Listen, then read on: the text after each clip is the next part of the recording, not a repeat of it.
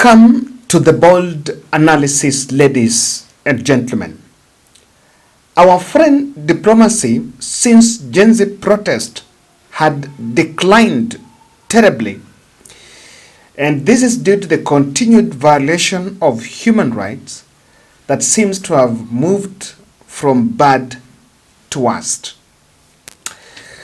The Kenya Kwanza administration, led by the President William Ruto, was expected to make a state visit to Egypt. But those plans, even though the ambassador designated to Cairo, Fred Outa, the former Kisumu politician, hurriedly reported to duty in Cairo to prepare the groundwork for President's visit, Cairo officials cancelled that visit amidst the Kenyans' Gen Z uprising that happened in 2024. So that was supposed to happen in July. But it was at that time that the young people were raising their voices against the Ruto administration. In the same year, before the Gen Z protests, President Ruto's population at this time had waned, had really gone down locally, but he was still enjoying some approval abroad. The international community was still in support of the president. And today, the situation is a bit different because now he has a tarnished diplomatic image.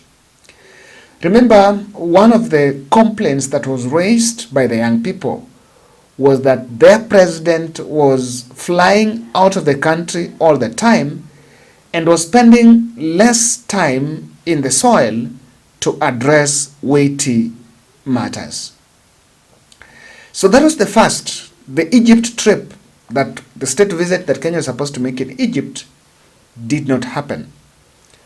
Abu Dhabi ruler was also supposed to be in Kenya in August, and he was supposed to make a state visit. The state visit was reportedly cancelled due to the same Gen Z uprising.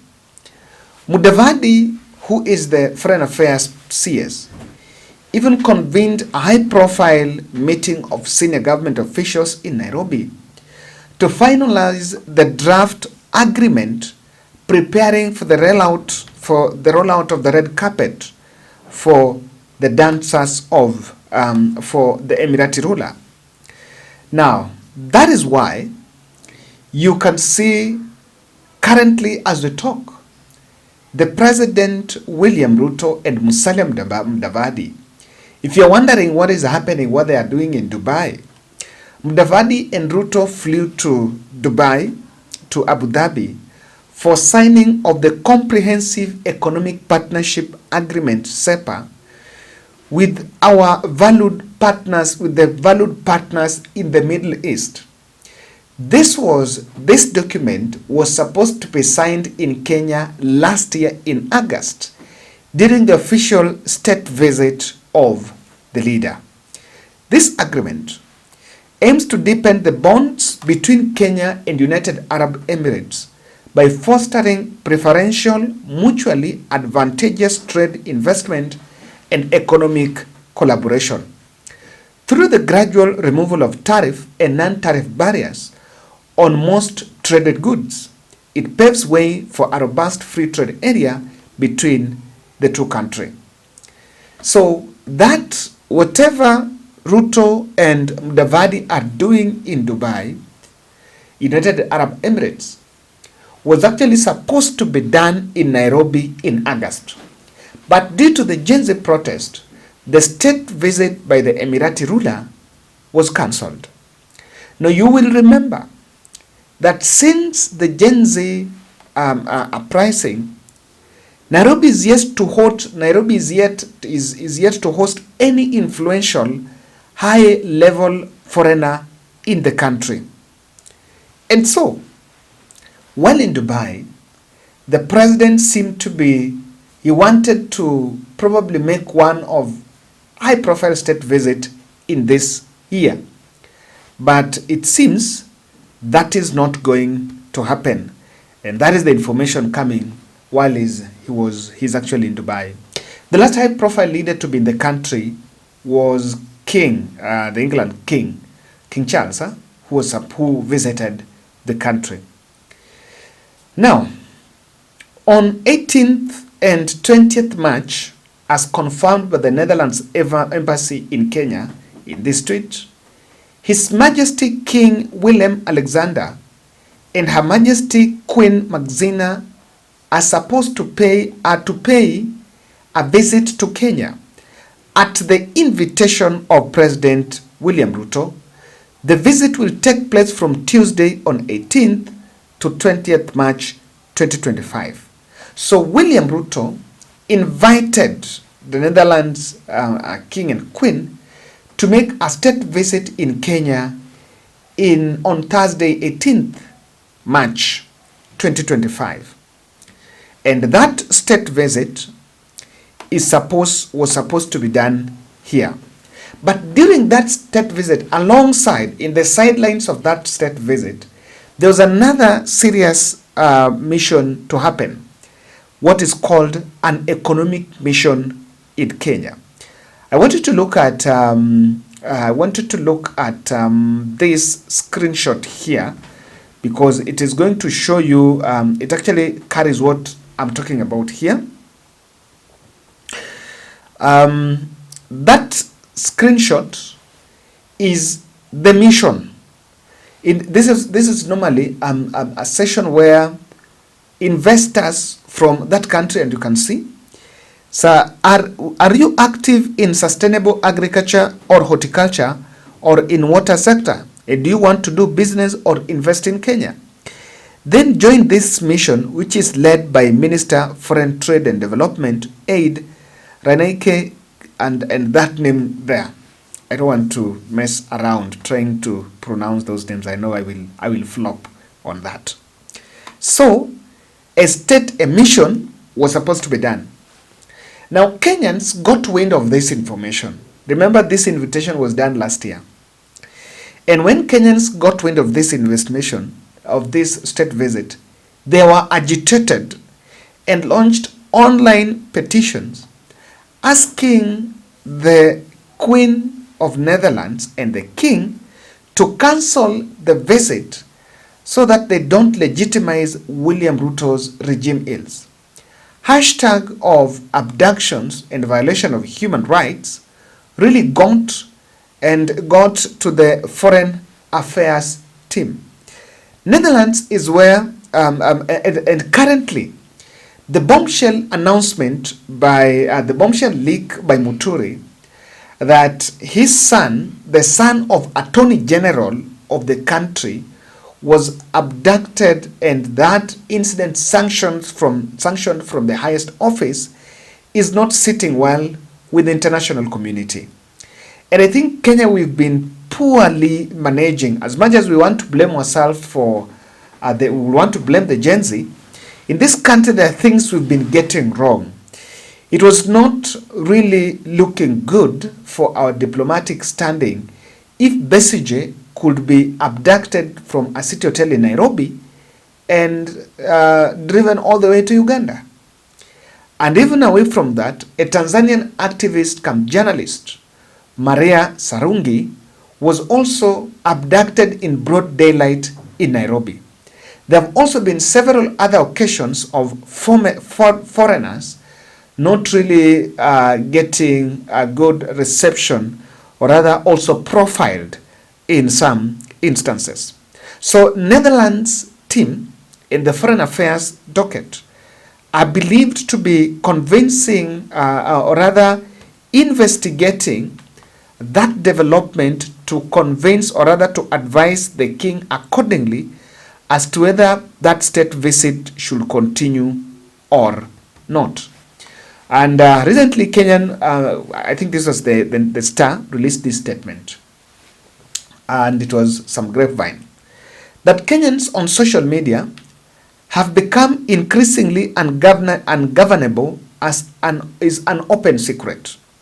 But a key political figure is yet to accept it. We are told the man banged the table at some of his colleagues for failing to contain the online agitation, as every strategy seems to only fuel the vicious fire. Corridors of Power understands that tempers flared when officials of a foreign country whose head is to visit Nairobi reported that its system were getting jammed by endless spam messages from Kenyans online demanding cancellation of the trip. The messages are full of allegations against Nairobi regime and some are vulgar, explicit. So Kenyans jammed that the social the handles by those officials, and officials were not very comfortable with that term. So there is a Dutch newspaper that did an article about the visit that I want us to have a glimpse of here. That's what I'm trying to look for. I should have it. Let me just get it. The situation when Kenyans, about the hashtags that Kenyans have been running about, and they will consider, or rather at giving the right advisory to the royal couples whether to continue with or cancel that visit. With now the way the other two were cancelled, reports emerging that the Dutch royals may consider cancelling the state visit. However, the state visit might be cancelled, but the economic mission will proceed. Remember, economic mission can happen without the king and the queen. But I have a disclaimer here. When you look at, I know that there is online activism, and it's true that Kenyans show rage on anything attached to the president. But Netherlands is a key business partner to Kenya, since we export our flowers to the Dutch nation. So this visit on the other side, it has economic gains for the country. We've always been saying, and I've always been repeating here, that we must call out and we must criticize and, of course, speak truth to power. But we must also be conscious of the fact that this is our country. So I don't support it in that cancellation in the context of the value, the economic value that it adds to the country. I also understand that this also stands a chance to boost our tourism space, which is now picking up, especially after the Gen Z protest. But the safety of the Queen and the King comes first. Is Kenya safe? That is a question that I think the president and his team must be able to answer. They must answer before we even consider inviting the king and the queen. Now, why the king's visit cancellation will be a big blow to the president? There are two reasons why this was being moved. Number one, Ruto would cleverly, or let me use of cunningly, use the king's visit to deflate the ICC debate. Kenyans have been sending petitions in numbers. The last report was about 50,000 petitions on Fufua ICC. And this ICC debate, if the king would be here, and ICC is based in Netherlands, I can tell you the government, the state mandarins would really run a narrative around it. But just on this issue of ICC, I agree with someone who is saying that we should drop the ICC story. We should drop the ICC story because it will give those politicians, the ruling class, impetus to fall back to the tribal cocoons. It was used in 2013. That was the basis of Uhuru Ruto in 2013. So much as we want to bring ICC, unless we speak in the context of the current violations, but for ICC makes people to reason on emotions, and with that, we give the ruling class tribal card. Remember, the tribal card has to be disarmed because you cannot beat a state in mobilizing tribes because they have the machinery. The other issue, I think, this visit was to be used to parade legitimacy in the global space. Like we said, our diplomatic image was tarnished by that Gen Z protest. But if the king and the queen would have accepted to be in the country, that would have been used to show that probably we are not doing bad. But Gen Z protest affected our diplomatic standing just because of this too. The human rights violations put Kenya in the global headlines, especially for the wrong reasons. When you abduct, I remember when this story of abduction started, the BBC and Al Jazeera and all the other international medias, which coincidentally several of them have bureaus based in Nairobi, placing them at a strategic place to cover Kenyan politics. We have been in the headline for the wrong reasons. So if someone will be able to convince the Netherlands king and queen that Kenya is not safe, we'll have ourselves to blame. We'll have to blame our bad manners. Because some of these things are things we've brought for ourselves. We were supposed to just conduct ourselves with decorum and be able to manage yourself. Now, Ruto failed to make international invitations, to honor some of international invitations. Before the Gen Z protest, the president was everywhere, and the country called their president a flying president. So it stopped those ones. That probably is also confirms this report that an international firm was contracted so that he can try to save the dwindling image of the state of Kenya in the global space. Ladies and gentlemen, that is my take, and let's meet in the next. Thank you.